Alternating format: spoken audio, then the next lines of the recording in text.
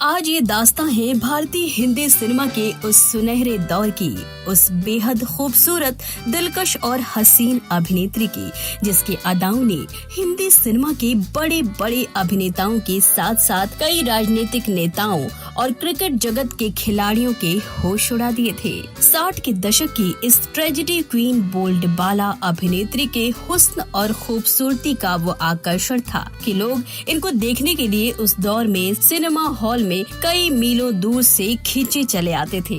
60 के दशक में जहां हिंदी सिनेमा की दूसरी कई मशहूर अभिनेत्री भारतीय संस्कृति को फिल्मों में बढ़ावा दे रही थीं, तो वहीं ऐसे में ये खूबसूरत अभिनेत्री आ गईं सबके सामने बिकनी और स्विमिंग सूट के साथ। आखिर क्यों इस अभिनेत्री के इस बोल्ड अवतार ने पूरे हिंदुस्तान में वो आग लगाई जिसकी धधक पहुंच गई भारतीय संसद तक। इस अभिनेत्री की जिंदगी में ऐसा क्या हुआ था कि अभिनेत्री को अपने बिकनी वाले सभी पोस्ट और होर्डिंग को मुंबई की सड़कों से रातों रात जल्दबाजी में हटवाना पड़ा था। 60 के दशक में जहां शादी से पहले पति का चेहरा देखना माना जाता था लज्जा का पल, उसी वक्त में ये बोल्ड अभिनेत्री सारी मान मर्यादाओं को तोड़ते हुए अपनी शादी से पहले ही रहने लगी थी अपने प्रेमी और पति के साथ लिविंग रिलेशनशिप जैसे रिश्ते में। आखिर क्यों उस अभिनेत्री के प्रेम में पागल एक क्रिकेट खिलाड़ी ने मैदान पर उनके स्वागत पर लगा दिया था लगातार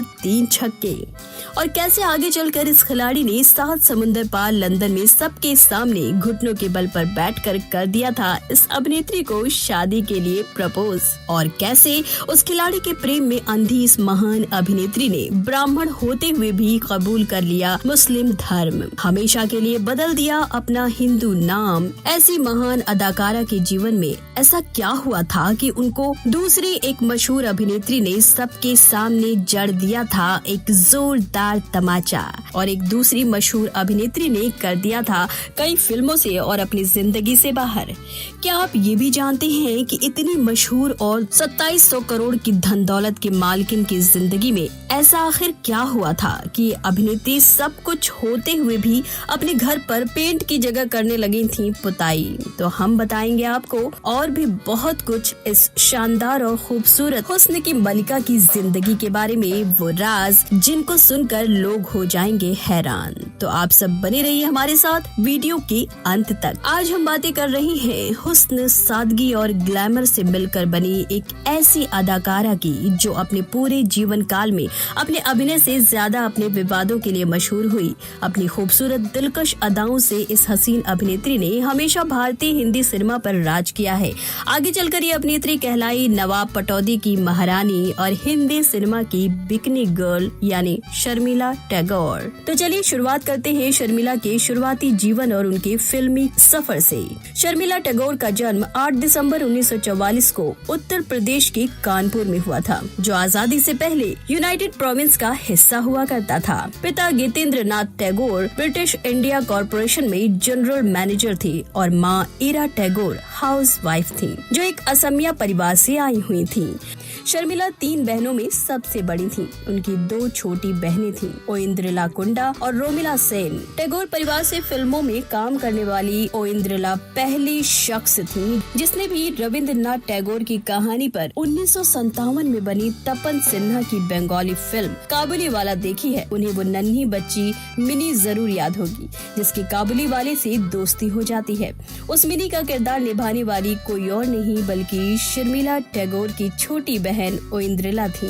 शर्मिला की शुरुआती शिक्षा सेंट जॉन डायोकेशन गर्ल्स स्कूल और फिर आसनसोल के लोरेटो कॉन्वेंट में हुई। जब वो सिर्फ 13 साल की थी और अभी स्कूल में पढ़ ही रही थी, तभी से उन्होंने फिल्मों में काम करना शुरू कर दिया था। उन्होंने अपनी पहली फिल्म ही इस सदी के भारतीय उपमहाद्वीप के महान फिल्मकार सत्यजीत रे के साथ की थी। अपूर ट्रायोलॉजी की तीसरी फिल्म अपूर संसार की नन्ही अभागी दुल्हन कोई और नहीं बल्कि 13 बरस एक्ट्रेस की शर्मिला टैगोर थीं। उस फिल्म में उनके काम को बहुत ही सराहना मिली और उन्हें और फिल्मों में काम मिलने लगे। अगली फिल्म सत्यजीत रे की ही बनाई गई सती थी। पहली हिंदी फिल्म से पहले शर्मिला ने 6 बंगाली फिल्मों में काम किया। वो अभी छोटी ही थीं और स्कूल में पढ़ ही रही थीं, लेकिन ज्यादातर समय फिल्मों की शूटिंग में व्यस्त रहने के कारण वो स्कूल कम ही जा पाती थीं। साथ ही स्कूल को ये भी लगने लगा था कि फिल्मी माहौल से आने के कारण शर्मिला की वजह से बाकी लड़कियों का ध्यान पढ़ाई से हट रहा है। उनकी वजह से स्कूल का माहौल खराब हो रहा है। स्कूल वालों ने शर्मिला के पिता से कहा कि वो अपनी बेटी को स्कूल न भेजें। शर्मिला के पास 2 रास्ते थे,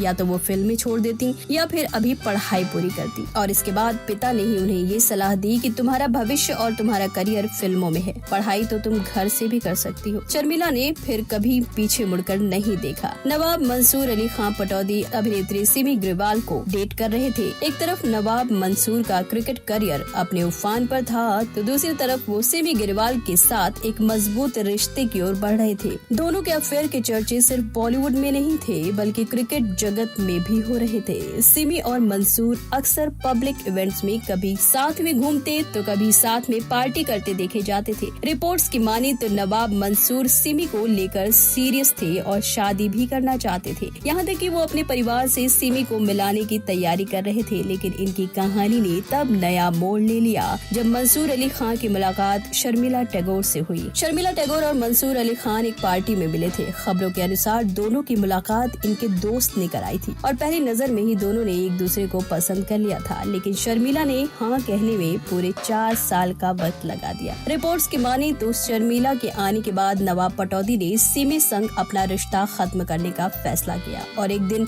वो उनके घर पहुँच गए। बिना समय गवाए उन्होंने सिमी से कहा कि अब वो इस रिश्ते को और आगे नहीं ले जा पाएंगे क्योंकि उन्हें कोई और मिल गया है।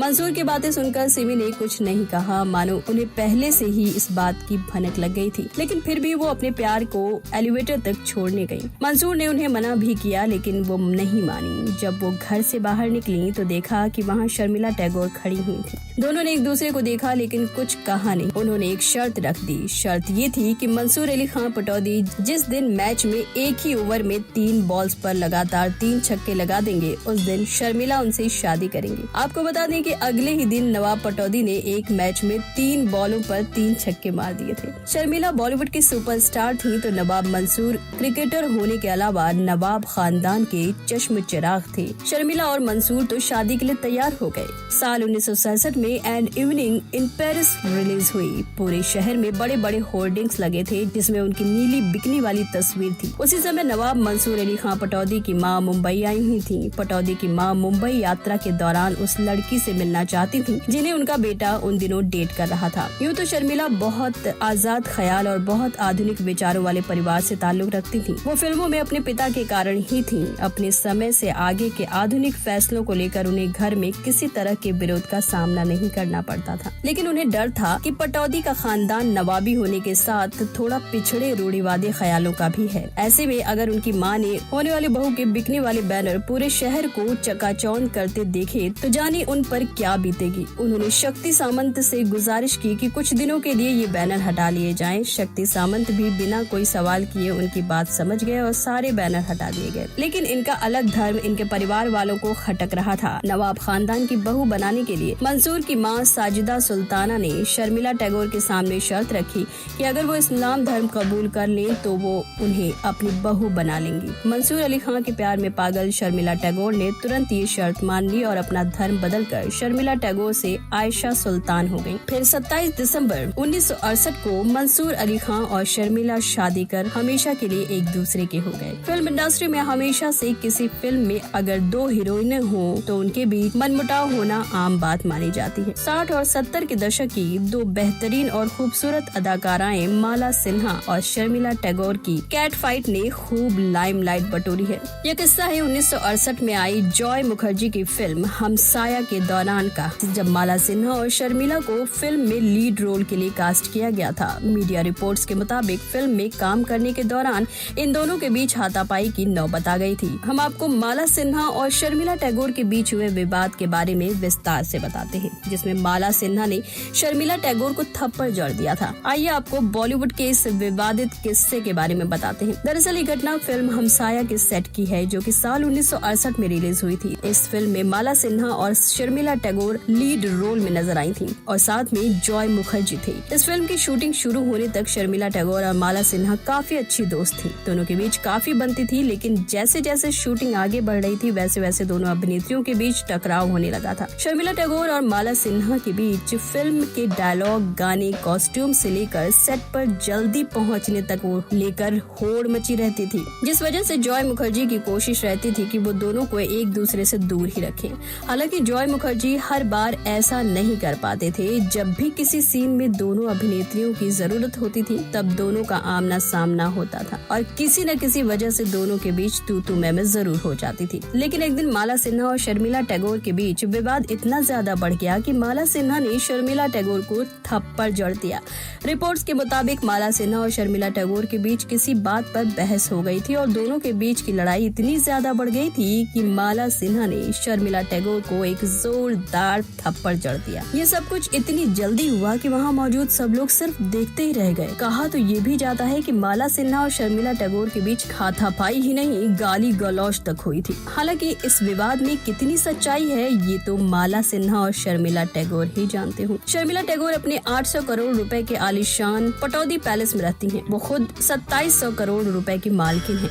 ये और बात है कि शर्मिला हवेली में पेंट के बजाय पुताई कराती है, वो भी खर्च बचाने के लिए। ये दिखाता है कि अपनी फाइनेंशियल प्लानिंग को लेकर वो किस हद तक सजग हैं। शर्मिला ने अपनी फेमस फिल्म आराधना के बारे में भी बात की। उन्होंने कहा कि ये फिल्म 1969 में रिलीज होने पर एक बड़ी हिट रही। जब आराधना रिलीज हुई तो चेन्नई में हिंदी फिल्मों के खिलाफ बहुत बड़ा विरोध हुआ था, लेकिन इसके बावजूद भी ये फिल्म 50 हफ्तों तक चली। उन्होंने कहा कि ये हमारी इमोशन को दिखाता है जो कि भाषा से परे होती है। शर्मिला की आखिरी स्क्रीन आउटिंग इस साल की OTT रिलीज गुलमोहर थी, जिसमें मनोज वाजपेयी और सिमरन भी मुख्य भूमिका में थे। शर्मिला टैगोर ने न केवल भारतीय सिनेमा में एक इम्पोर्टेंट रोल प्ले किया है, बल्कि उन्होंने अपने विचारों और एक्सपीरियंस से युवा पीढ़ी को प्रेरित भी किया है। तो ये थी फिल्म फ्लिक्स एंटरटेनमेंट की फिल्मी बातें कार्यक्रम के अंतर्गत बॉलीवुड की मशहूर अभिनेत्री शर्मिला टैगोर की जिंदगी के सफर के बारे में कुछ दिलचस्प बातें। अगले वीडियो में किसी और एक्टर की जिंदगी से जुड़े कुछ दिलचस्प किस्सों को लेकर हम एक बार फिर हाजिर होंगे। तब तक के लिए नमस्कार, शुभ रात्रि।